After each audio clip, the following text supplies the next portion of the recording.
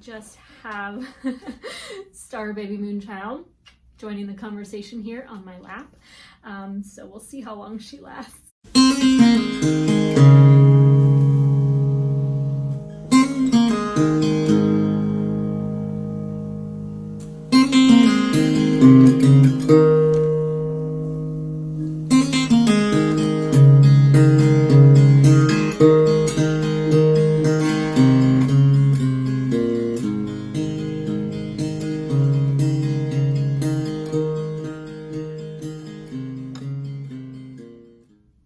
Hello everyone, how are you today? I hope you're having a really good day. If you're new to my channel, my name's Taylor. I come to you from Baltimore, Maryland, and on my YouTube channel here, I feature content that is focused generally on knitting and spinning.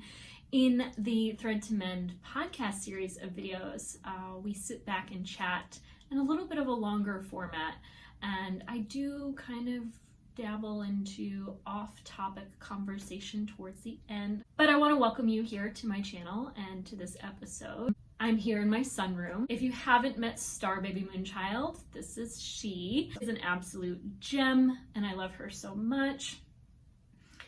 And you're probably not a stranger to her if you're not new to this podcast series, but we'll see how long she'd like to join me here on my lap. I'm kind of holding the back end of her up. And I'm gonna have to stop in a second. So I have every intention of going back to previous episodes where I asked for suggestions of what you'd like to hear about on my channel. Please trust I will get to that very soon. This is just gonna be a regular kind of podcast video where we sit back and chat with a little longer format, and this is just meant to hopefully entertain you while you sit back and work on your own knitting or spinning or whatever kind of crafts you're into, maybe gain some inspiration from me here sharing what I'm up to. And I have some exciting stuff to show you. If you heard that sound, it was my cat in my basement just below us. This is a very old home, so the floors are just, they have a little bit of, I don't know what I'm trying to say. First, I'd like to get into my newest spinning project. This is the end result of the spinning that I've shown you in previous videos of my hand combing and spinning demo. It is a 2-ply fingering-ish weight yarn. I'd say maybe it's like a sport weight. Could be even, I think in some measures, close to DK. I'm not quite sure. But this measures about 54 grams. This is the first time spinning this fiber where I trimmed the bleached tips of the fiber off the fleece. If you're new to spinning from a raw fleece, or maybe you've never spun from a raw fleece before, sometimes wool, when it's on the sheep, will be bleached by the sun. And so whatever surface area that's exposed to the light will kind of lighten and fade and bleach. And so I just trimmed that little bit of it off, which did lower the stable length slightly. I would say it was maybe 3.5 inches. In length when I spun it, so still plenty long enough to comb out and to spin. Typically hand spinners want a staple length that's 3 inches or more for hand combing fiber, and that's what I did. I hand combed this fiber in a previous video. I can link to it here if you want to check that out. And then I spun it in another video, which if you're not new to my channel, they're all my recent uploads, so feel free to explore that if you haven't already. But this is the end result, and I'm hoping to spin another of about the same weight so that I have enough to hopefully knit a hat. I think I'm going to have another hand at knitting the Oslo hat, which if you're not new to my channel, I attempted to knit in the past and failed miserably. So I'm going to hopefully have my own hand spun hat. I think with 54 grams, I have plenty of yarn to knit something like a beret or a smaller hat design, but I would really like a nice double folded brim hat. I'll just pull it out of its thing here to show you a little bit more of a close-up here of this yarn. And there's just one or two areas where I might have gone a little too super thin in this spin, and maybe a little thicker. So it is a tiny bit thick and thin, but that is generally the case with most of my hand spun. I've been spinning for about 3 years now, and the more that anyone spins, I think the more consistent they get. So I'm happy that I'm really starting to produce a more consistent yarn than, you know, just starting out. But if you're new to spinning, just keep practicing. You're kind of gonna have to get those hours under your belt before spinning becomes very consistent. But I'm quite proud of this finished skein. And there goes Star Baby. All right, do I want to show this next? I think I'm gonna wait. I didn't show this, I think, in my previous episode, but I did tink back and re-knit the yoke to my woolen honey sweater. I have not picked up this garment in several weeks now because of a nice new design that I'm working on that is a major distraction from this glorious pattern, which I very much do hope to return to in the near future. And then I do have still on my needles Ella Gordon's, I forget the name of this. I will link to it below so that if you want to know what it is, you can find it. It's published in the Shetland Wool Week annual for 2020. And it's a gorgeous colorwork design. I love this pattern so much. I'm really impressed with my own choice of colors. I'm really happy with how it turned out because it is all yarn from my stash. And I would say that this particular pattern is a really, really good stash buster. If you have 2-ply Shetland wool or any kind of 2-ply fingering weight wool in your stash, really good project to bust through that. 2021 is shaping up to be another year of stash busting. Of course, in the year 2020, a lot of, if not all, the fiber festivals I usually attend were canceled. So I haven't acquired very much new fiber since March. I can't recall if I purchased anything in the months of 2020 leading up to the start of this pandemic we're all in, but I did make a purchase one time since then from Neighborhood Fiber Company. Maybe I will insert a little bit of footage here of that fiber, which I've not yet spun.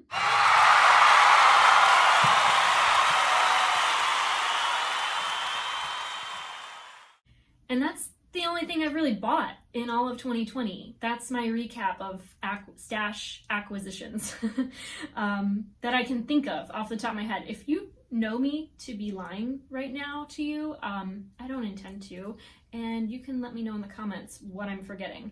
But those are my current works in progress that are not in hibernation in any case.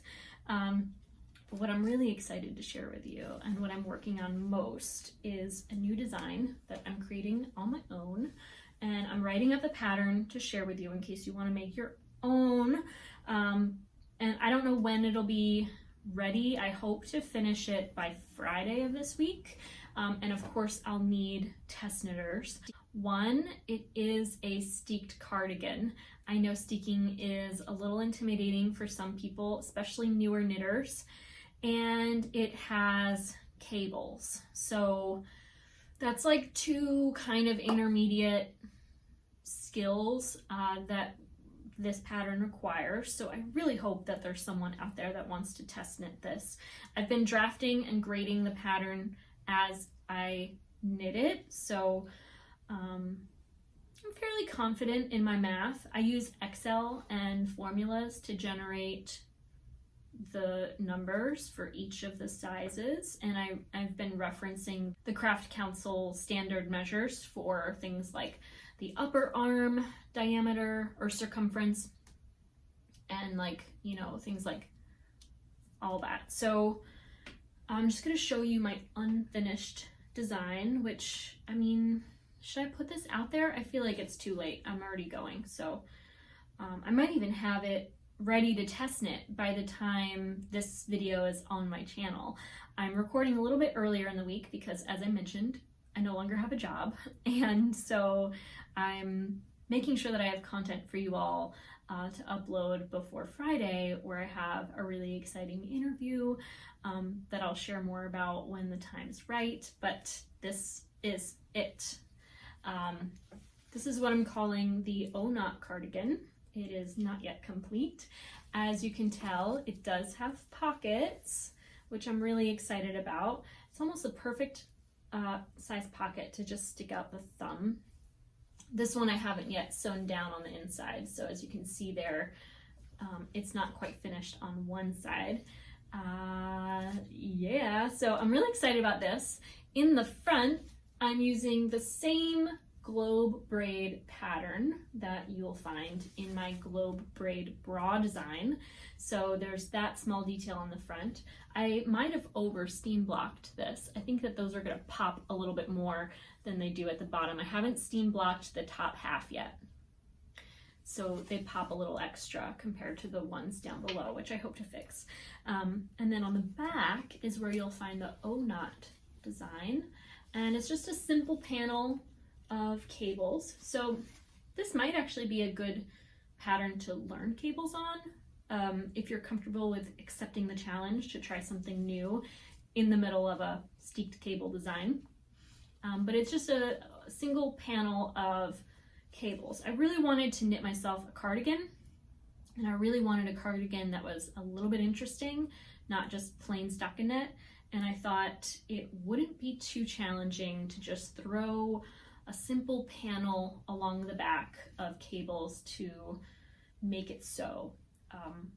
I was a little intimidated with the idea of raglan shaping into cables because I wouldn't know exactly how it might pan out. So I just went ahead and made it a single panel along the back instead of a full body cable.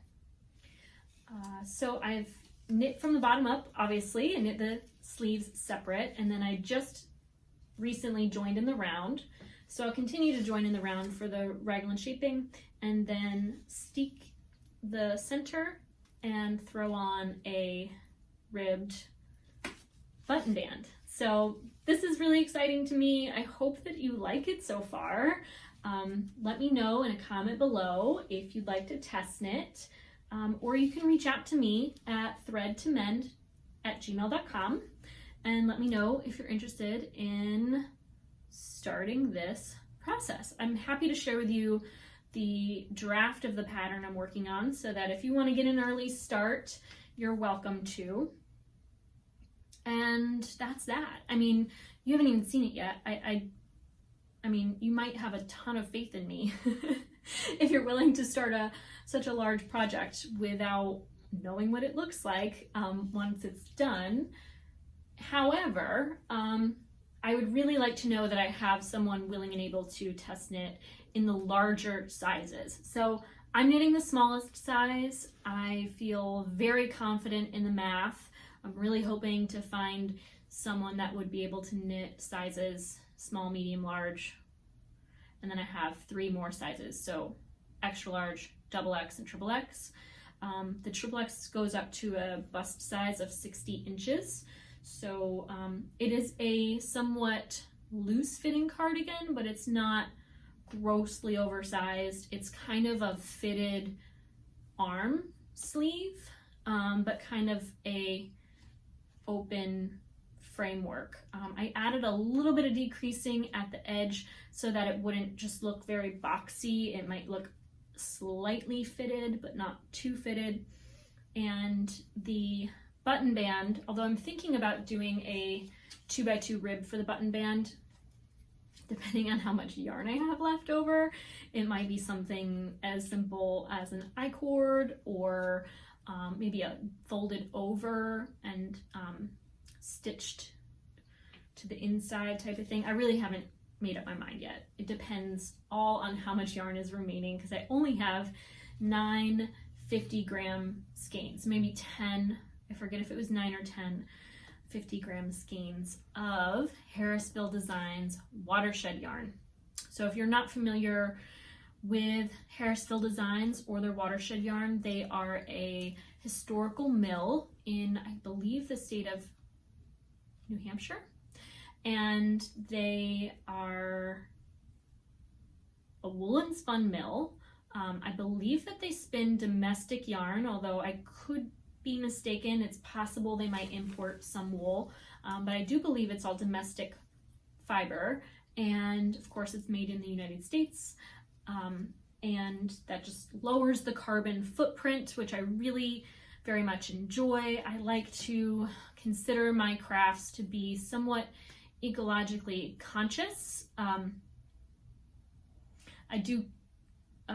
Anyway, I was just gonna go into a tangent about how I fear that the damage we've made to our planet is irreversible, and climate change is something that we can no longer escape.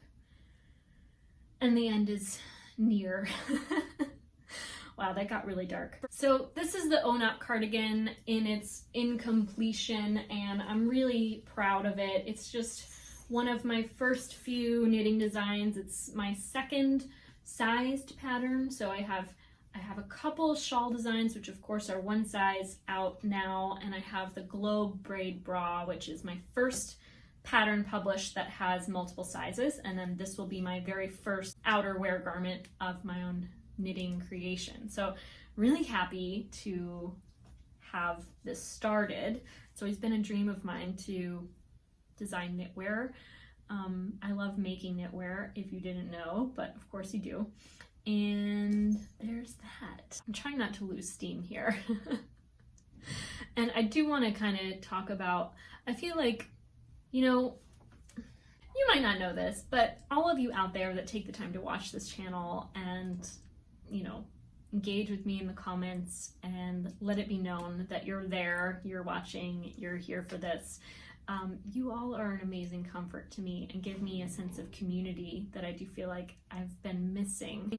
When the yoga studio I worked for was kind of going under and falling apart from this, virus that's going around and the pandemic, and just, succumbed to that economic decline, it felt so good to have a break and to pause the daily effort of an occupation. And I think I was just so tired having to worry about this virus and being engaged with the public that when we closed, I was sort of relieved to have the opportunity to not leave the house and to no longer go to work. Of course, being unemployed was almost, I feel like I wasn't able to enjoy it the first time around because I was very concerned about the safety of my family. My parents are older, they're quite unhealthy in their lifestyle, and have illnesses and comorbidities, and I was very much concerned that my entire family was about to die when this pandemic started. I did my very best to support them in the ways that I could and encourage them to do best practices in this world we now live in. And still, they did end up getting COVID, and thank goodness they're all still living, which is a huge relief. And it kind of made me feel a little bit more relaxed knowing that some of the most vulnerable people I know still survived and are still okay, from what we can tell anyway. So I'm very fortunate in that regard to so far not have lost anyone close to me from this virus. However, I do take it very, very seriously. And I think that's because of where I came from in my former occupation. We took COVID very seriously in terms of how we operated day to day. So we had air purifiers in every space there were people. We had signs about how to wash your hands and what best practices were. Everyone was required to wear a mask every moment they were inside. If they had to remove their mask to eat or drink, people were required to exit the building and then take care of that and then re-enter as they need to. So it was very strict, and a lot of the other people I know too, their workplaces are even more strict. I was talking to my friend Jackie, who works in a laboratory. She actually develops plastics, and coincidentally, she's developing plastics now that are incorporated into the vaccine delivery system, whatever that is. So her work is very important, and there are messages coming out to them regularly that tell them if you even come within 6 feet of each other, you can be terminated. And so they're taking their COVID practices extremely seriously, which I appreciate, because I want to make sure she's safe, and of course the people who are helping us all as a nation to kind of get ourselves out of this situation, want them to be safe as well, and keep their work in progress. When I was working at the animal shelter, I was concerned every single day about the way people were conducting their business. There wasn't a day that went by where someone wouldn't remove their mask to talk over it, which to me defeats the entire purpose of wearing a mask.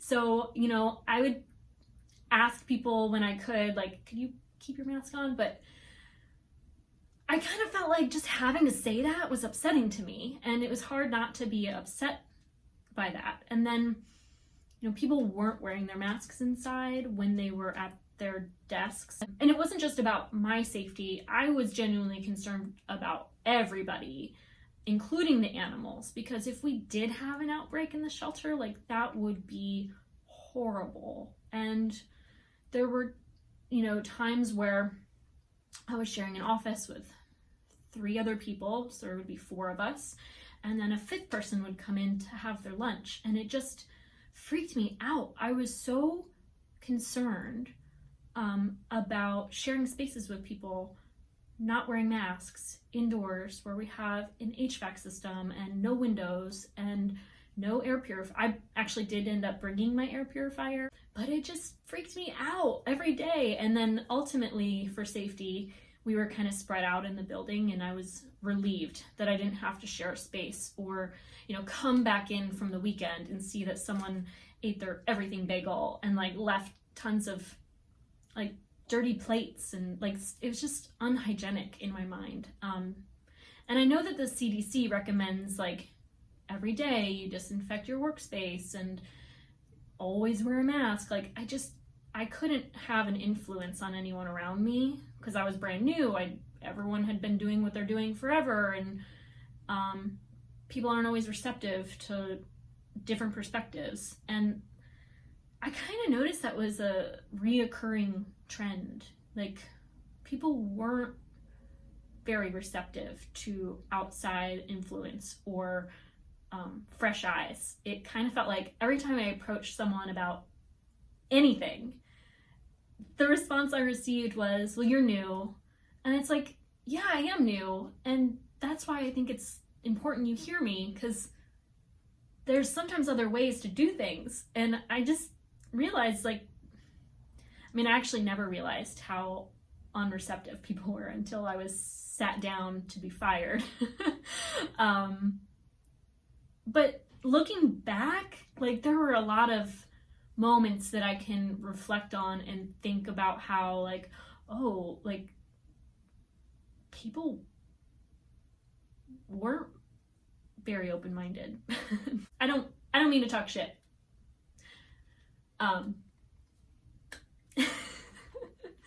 So, yeah. But one thing, looking back, can appreciate how open-minded so many of the people that I formerly worked with at the yoga studio genuinely were. It never occurred to me then, but I realize now how collaborative we were as a team and how much we valued and appreciated each other's perspective. And when any one of us, I think, had an issue with something, it was genuinely listened to and taken into account.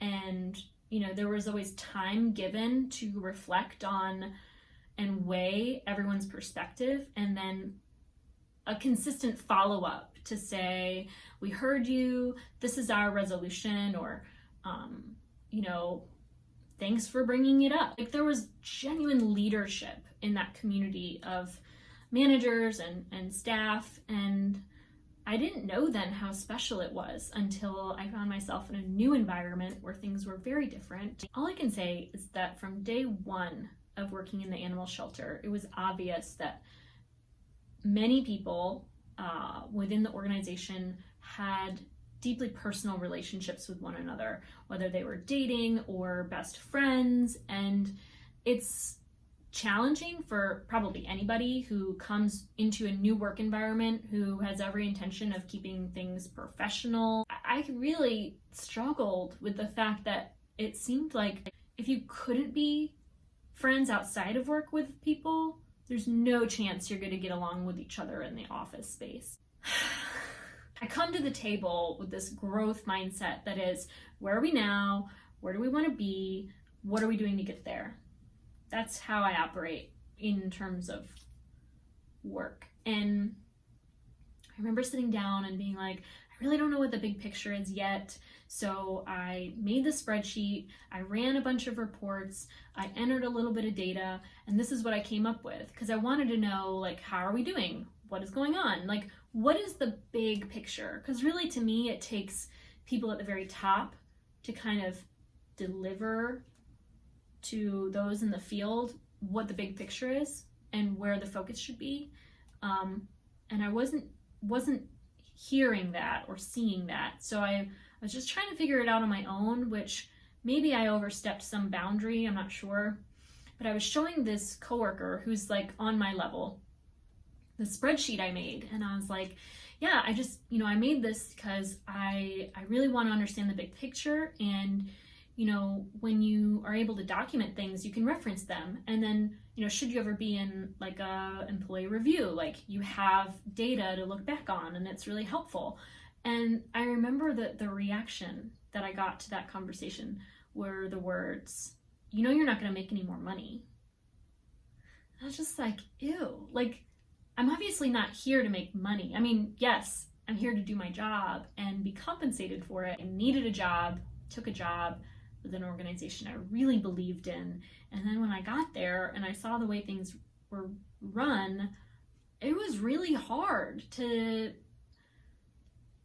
just go with the flow when the flow was chaotic. I never received hardly any communication from my supervisor about what the direction was. And so, in my mind, the people that really thrive in that type of space are the people that are taking the most advantage of it and getting away with just showing up and not making genuine progress. It was just really sad to me that it seemed as though everyone talked about everyone behind their back. You probably should have seen it coming. I don't know. I mean, I need to hear from you in the comments below if this is something that happens in every office space, or if this is just specific to this type of work environment and this type of leadership. But there was a huge red flag for me in it could have been my first day, my first week. The director of everything, I forget what her actual title is, but I didn't even know who she was at the time, to be honest, but she had stepped in and made a request of my supervisor to do something that I think is fully reasonable. The response that my supervisor gave was like, ugh, I hate her, blah, blah, blah. I was just like, whoa, I just started here and you're telling me that you hate the director of this entire organization, like, ugh. So I think I said at the time, like, whoa, I really don't want to be on your bad side. Like, that's harsh. And, I don't know, like, that was concerning because it's not being an example for other people. If anything, it shows others what to expect of you. Like, if that's what you have to say about your boss, what are you saying about other people? And then I learned, like, oh, this other person is the best friend of my supervisor, so they obviously talk to each other. So if they have anything to say about me, they're going to say it to each other before it ever gets around to me, because it was, by the end of my employment there, it was fairly obvious that everybody talked to one another about everybody else. There was a day where I had done all this work, and then my coworker came in and unknowingly and fairly, they did their job and consequentially undid the work I just did. So I was like, whoa. Like, we can't function this way. Like, we should connect together at the start of our day and decide who's doing what, so we're not overlapping and, you know what I mean? Like, that's not a way to operate. So I was very direct, and like, meaning I went straight to that person and, communicated with them directly. But people who were not a part of the conversation made up their own mind about what had happened and then talked amongst each other about it. And then so someone who's not even a part of that conversation, it was just nuts. Like, it was such a part of the work culture to talk badly about one another that if anyone saw anyone else talking privately to someone else, that they must be talking negatively about other people. How do I say this? Those who are guilty of talking badly about other people behind their back, I feel like live suspecting that everyone else does that too. And that's just not the case. I think my biggest takeaway from my experience and working in this environment is that, it's likely people are going to make everything personal. And even if I make every single attempt to explain it's not personal, I have to be very careful in working with other people because I can't change the way they perceive the world. And all I can do is prevent any misperception of who I am. So, there were multiple times where I was too trusting, that other people would assume positive intent from my end because I know who I am. I know that I'm a genuinely kind person, and when I smile and engage, it's because I would do that for anyone. Like, it's just, I don't know. I think that I assumed that they would offer me the same, assumption of positive intent that I did everyone else. And then it wasn't until people showed me otherwise that I wised up and I realized that no one is doing that. And I might be alone in this endeavor of creating a sense of teamwork and collaboration. But also now I know how important collaboration really is in a work environment. And if it's not valued, there's nothing I can do to make it valued. If those above me don't value collaboration or a team approach, where people work with each other and not against each other. Because it felt like no matter what I did, the people around me were threatened by my perspective.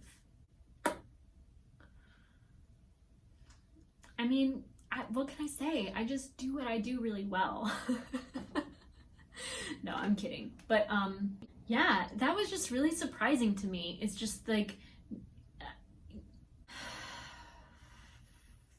I just feel like I hyped myself up to have a genuine and positive impact on an organization I thought was doing really good work.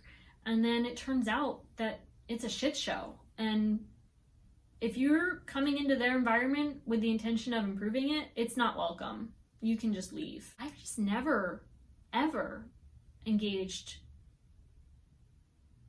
in a culture that is so close-minded and judgmental and assuming. There was a time where someone sat down and was like, yeah, I think that they have a trust fund. And it's just like, what makes you think they have a trust fund? They don't even have a car.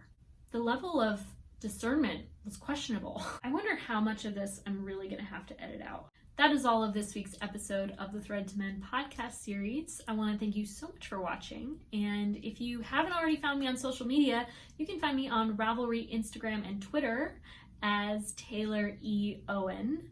And I just want to thank you so much for being here. If you haven't already, do please subscribe to my channel. I try to upload weekly, and yeah, that's it. That's all I have today. So I hope you have a wonderful day and that you take care.